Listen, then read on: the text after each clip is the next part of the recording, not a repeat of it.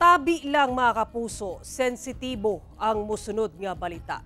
Usa ka mangilngig nga krimen ang nahitabo sa Tagum City diin patay ang usa ka 60 anyos nga amahan human giputlan og ulo sa kaugalingong anak. Gipang habwa pa sa sospek ang tinai sa biktima. Nakaalerto si Argil Relator.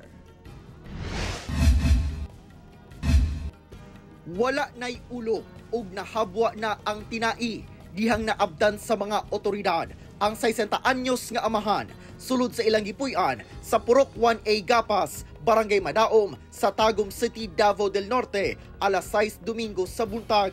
Ang sospek sa mangilngig nga krimen, ang mismong 41 anyos nga lalaking anak sa biktima. According sa nakakita, tinapon niya doon sa may river area siya dito sa Madaom. At saka ginamitan pa niya ng pala at pinaglalagyan ng putik yung katawan.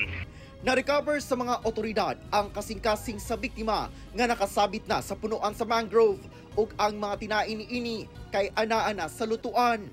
Na-recover sab ang bolo nga gigamit sa suspect sa pagpatay sa iyang amahan. Na-recover sab ang martilyo, pala ug sanga sa punuan nga gituhang gigamit sa suspect sa krimen.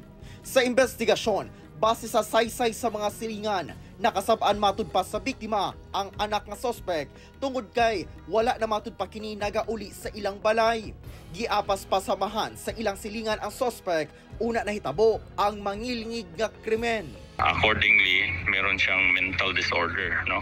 So, ang unang mga hinala nila, lulong sa droga. Pero, naano din natin na yung family nila, merong ganun na sakit.